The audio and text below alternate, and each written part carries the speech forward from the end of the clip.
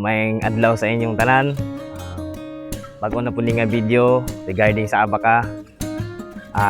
Sa sitwasyon karon, wala ko sa mua. Di ako karon sa umigo day mag-harvest sa ilang abaka katong mga nasalin pa sa mga nasalin pa tungod sa sakit na ugpong.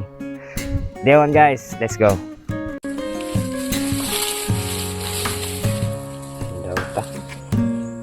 Sa sitwasyon diri sa ilang abaka, ingon ang tagiya na ipaurot na lang magputol kay since nadaot yun hasta ang mga saha.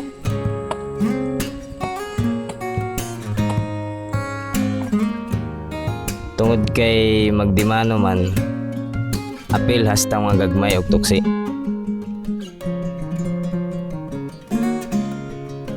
Medyo apiki lang sa oras kay udto na day ko nagsugod ani og pagputol ya pagpundok.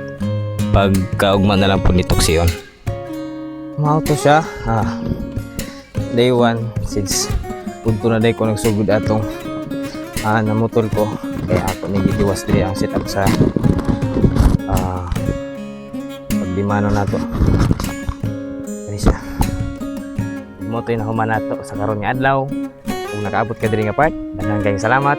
See you in the next video.